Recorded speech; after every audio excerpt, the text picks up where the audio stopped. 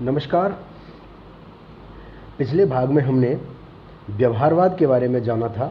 आज हम जानते हैं राजनीति विज्ञान के अंतर्गत उत्तर व्यवहारवादी विचारधारा या उत्तर व्यवहारवाद क्या है।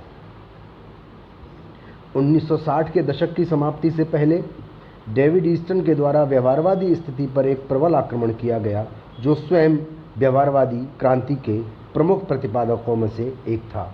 व्यवहारवादी, जिन्होंने अब उत्तर व्यवहारवादियों का रूप ले लिया था, यह मानते थे कि उनके द्वारा नगण्य और प्राय निरर्थक शोध पर बहुत अधिक समय खर्च कर दिया गया था, जबकि वे वैचारिक संरचनाओं, प्रतिमानों, सिद्धांतों और अवधारणाओं के निर्माण में लगे हुए थे। परमाणु शस्त्रों का आतंक, गृह युद्ध, तानाशाही शासकों के उदय की प्रवृत्ति, बढ़ते हुए सामाजिक मतभेद आदि ऐसी परिस्थितियां उत्पन्न हो रही थीं जिसके संबंध में व्यवहारवादियों ने कभी कल्पना ही नहीं की थी। उत्तर व्यवहारवादियों का प्रश्न यह था कि उस शोध या अनुसंधान की उपयोगिता क्या थी जिसने समाज और राज्य व्यवस्था के इन तीव्र रोगों, संकटों एवं समस्याओं के निदान की ओर ध्यान ही नहीं दिया था। व्यवहारवाद का अर्थ। व्यवहारवादी राजनीतिक विश्लेषण में प्रामाणिक अध्ययन के दौर में प्रामाणिकता में अंतर्निहित एवं प्रामाणिकता को प्रभावित करने वाले आधारभूत तथ्य मूल्य के अध्ययन को उचित स्थान नहीं दिया गया था। विश्लेषण की तकनीक को विश्लेषण वस्तु से अधिक महत्वपूर्ण बना दिया गया। इसके परिणाम स्वरूप राजनीतिक विश्लेषण को तथाकथित वैज्ञानिकता का एक निश्चित स्तर तो प्राप्त हो गया, लेकिन उसके निष्कर्षों में प्रासंगिकता एवं शाश्वतता का अभाव बना रहा। उत्तर व्यवहारवादी राजनीतिक विश्लेषण में मूल्यों को समाविष्ट कर राजनीतिक अध्ययन को प्रासंगिकता प्रदान करने के समर्थक हैं। उत्तर व्यवहारवाद अपने विश्लेषण में वैज्ञानिकता के तत्व को कमजोर नहीं करना चाहता, बल्कि वह वैज्ञानिकता के परिप्रेक्ष्य को अधिक विस्तृत करना चाहता है। इस अर्थ में देखें तो उत्तर व्यवहारवाद को एक प्रकार की वैचारिक क्रांति कहा जा सकता है, क्योंकि यह राजनीतिक प्रक्रिया के अध्ययन के नवीन समन्वयात्मक दृष्टिकोण को प्रस्तुत करता है, जिसमें तथ्य एवं मूल्य दोनों का विवेकसम्मत समावेश किया गया है। डेविड ईस्टन के ही शब्दों में उत्तर व्यवहारवादी क्रांति उस व्यवहारवाद का घोर विरोध करती है जिसके द्वारा राजनीति विज्ञान को प्राकृतिक विज्ञान की कठोर वैज्ञानिक शोध पद्धति का प्रयोग कर परिशुद्ध विज्ञान का रूप देने का प्रयास किया गया है। अब हम बात करते हैं उत्तर व्यवहारवाद के उदय के कारणों की। उत्तर व्यवहारवादी क्रांति का जन्म व्यवहारवादी रूढ़िवादिता और दिशाहीनता के कारण हुआ। डेविड ईस्टन ने सन 1969 में अमेरिकन पॉलिटिकल साइंस एसोसिएशन के अपने अध्यक्षीय भाषण में कहा था कि व्यवहारवादी क्रांति से हम अपनी विश्लेषण को सार्थकता नहीं दे सकते हैं, अतः हमें उत्तर व्यवहारवादी बनना ही होगा। उत्तर व्यवहारवादी क्रांति के उदय के कारण निम्न माने जाते हैं। उत्तर व्यवहारवाद के विरुद्ध एक प्रतिक्रिया थी। द्वितीय विश्व युद्ध के बाद व्यवहारवादी प्रयासों के माध्यम से राजनीति विज्ञान को विश्वसनीय, सैद्धांतिक एवं वैज्ञानिक स्वरूप देने के प्रयास किए गए, लेकिन इसके बावजूद स्वयं कई व्यवहारवादी भी इन प्रयासों को अपर्याप्त एवं अपूर्ण अनुभव करने लगे थे। दूसरा कारण यह था कि ऐसा माने जाने लगा कि सामाजिक विज्ञानों की अध्ययन पद्धतियों को प्राकृतिक विज्ञानों की तरह लागू करना घातक है, क्योंकि ये समाज एवं व्यक्ति की तरह परिवर्तनशील होती हैं, अतः इनका अध्ययन प्राकृतिक विज्ञान की तरह संभव नहीं है। उत्तर व्यवहारवाद एक प्रकार से व्यवहारवादी शोध के प्रति असंतोष का परिणाम था। व्यवहारवाद में मूल्यों के अध्ययन को वैज्ञानिकता की दुर्बलता माना गया तथा तथ्य प्रधान अध्ययन को विज्ञान का पर्याय माना गया था। लेकिन चूंकि तथ्य प्रधान अध्ययन वस्तु स्थिति का यथार्थ अध्ययन है, मूल्य प्रधान अध्ययन की तरह आदर्श स्थिति का नहीं। उत्तर व्यवहारवादियों ने माना कि तथ्य और मूल्य दोनों ही व्यक्ति के संदर्भ में प्रासंगिक हैं, अतः इन दोनों में भेद करना कृत्रिम और निरर्थक है।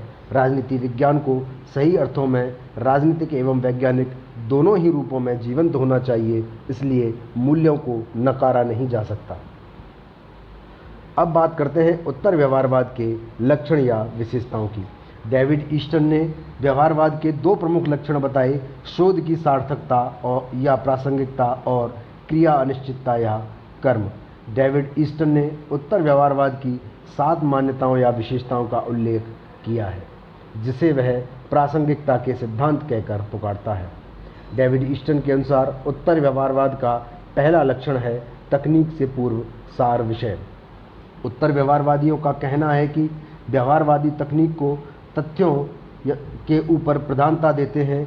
उत्तर व्यवहारवादी यह भी मानते हैं कि प्राय तथ्य और तकनीक दोनों का साथ साथ उचित प्रयोग किया जाना चाहिए और ऐसा संभव भी है।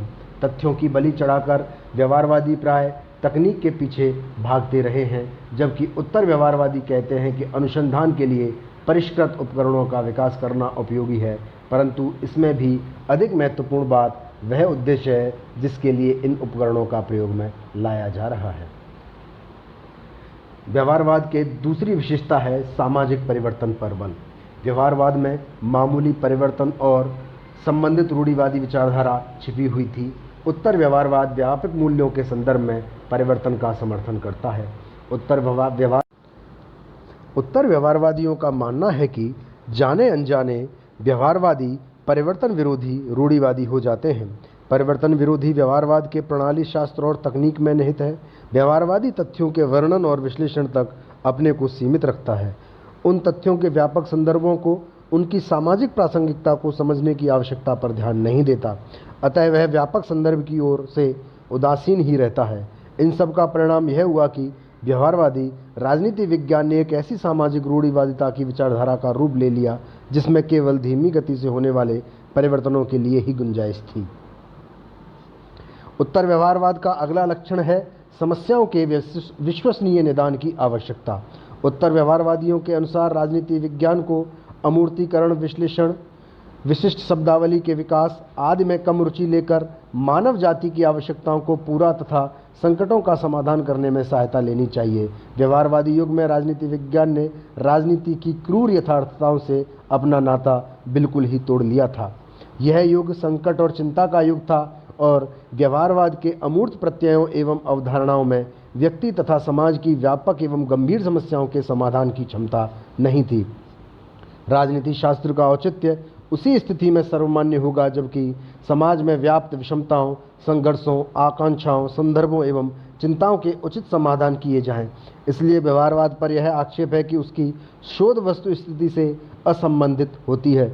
उत्तर व्यवहारवाद का मूल उद्देश्य राजनीति शास्त्र की मदद करना है ताकि इस संकट से बचा जा सके जिससे मानव जाति की वास्तविक आवश्यकता को पूरा किया जा सके।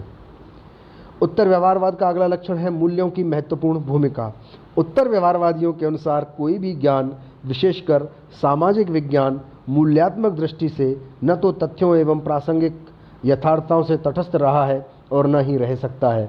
अतः व्यवहारवादियों को चाहिए कि अपने ज्ञान की सीमाएं पहचानने के लिए उन आधारभूत मूल्यों को पहचाने जिन पर वह ज्ञान टिका है। व्यवहारवादियों ने मूल्यों के महत्व को सर्वथा अस्वीकार न करते हुए भी विज्ञानवाद और मूल्य निरपेक्ष दृष्टिकोण पर इतना अधिक जोर दिया था कि व्यवहारिक दृष्टि से मूल्यों को सर्वथा उपेक्षा योग्य मान लिया गया था। इस स्थिति ने सामाजिक विज्ञान को नीरस तथा प्रयोजनहीन बना दिया। वस्तुतः मूल्यों की आधारशिला पर ही ज्ञान की इमारत खड़ी की जा सकती थी। अतः उत्तर व्यवहारवादियों ने मूल्यों की निर्णायक भूमिका को स्वीकार किया है। उत्तर व्यवहारवाद का अगला लक्षण है कि ये बुद्धिजीवियों की भूमिका को स्वीकार करता है। उत्तर व्यवहारवादियों ने राजनीति शास्त्रियों को यह भी याद दिलाना चाहा कि बुद्धिजीवी होने के नाते समाज में उनकी अपनी एक भूमिका है। राजनीति वैज्ञानिक बुद्धिजीवी होने के नाते यदि मानवीय मूल्यों के प्रति प्रतिबद्ध नहीं है तो वह अपनी उचित भूमिका नहीं निभाता वरन अपने दायित्व से विमुख हो जाता है। सभ्यता के मानवीय मूल्यों के संरक्षण में अधिक से अधिक प्रयत्नशील होना उनका प्रमुख उत्तरदायित्व था। उत्तर व्यवहारवाद का अगली लक्षण है कर्मनिष्ठ विज्ञान।